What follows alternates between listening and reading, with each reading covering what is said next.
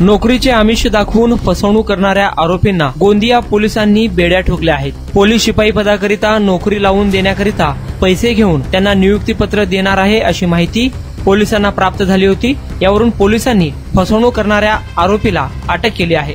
त्याच्या बॅगमधून पोलीस अधिकाऱ्याची वर्दी, बनावट नेमप्लेट, बनावट ओळखपत्र, बनावट प्रवेशपत्र, शिक्का आदी कागदपत्रे गोंदिया पोलिसांनी जप्त केली आहे। या संदर्भात गोंदियाचे पोलीस अधीक्षक गोरख भामरे यांनी अधिक माहिती दिली आहे।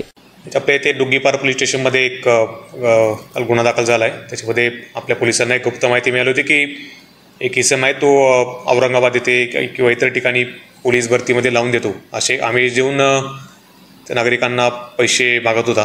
तर इमिजिएटली त्याला आपल्याला माहिती मिळाली, त्याला आपण ट्रेस केली आणि त्याची झडती घेतली असता त्याच्या बॅगमध्ये आपल्याला काही पोलीसचा युनिफॉर्म, वेगवेगळ्या डिपार्टमेंटचे ओळखपत्र, काही शिक्के वगैरे आढळून आलं।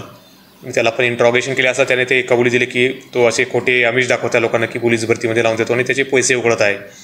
तर आपण तात्काळ त्याला गुन्हा दाखल केला आहे, त्याच्यामध्ये चिटिंग आणि इम्पर्सोनेशनचा, आणि त्याला अटक केली आहे। तर सदर व्यक्ती हा मूळचा साकोली भंडारा जिल्ह्यातील रहिवासी आहे। त्याचे नाव विलास गणवीर असे आहे, 65 वर्षे त्याचे वय आहे। आणि त्याची थोडी आपण अजून माहिती काढली असता त्याच्यावर इतर जिल्ह्यात पण म्हणजे चंद्रपूर, भंडारा जिल्ह्यात पण असे काही गुन्हे दाखल आहे।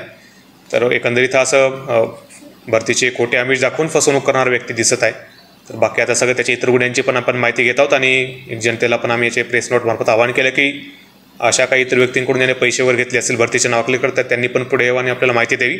तर त्या संदर्भात पण आपण कायदेशीर कारवाई करू याची। सध्या तरी काही डायरेक्ट भरतीमध्ये त्याचं काही कनेक्शन आढळून आलेलं नाही आहे, फक्त त्यासाठी खोटं बोलून भूलतापा देऊन तो लोकांना फसवत होता असं दिसून आलं आहे। तर आता पुढचा आपला तपास अजून त्यामध्ये सुरू आहे। त्याचे मोबाईलचे कॉल रेकॉर्ड्स वगैरे, त्याचा मोबाईलचा डेटा ते काढून आपण तसं काय आपल्याला आढळल्यास ते पण आपण बॅकग्राऊंडमध्ये एक त्याचं वय बघितलं तर तो एक ज्येष्ठ नागरिकच आहे आणि थोडा क्रिमिनल बॅकग्राऊंडच दिसत इतर जे गुन्हे आपण बघितले।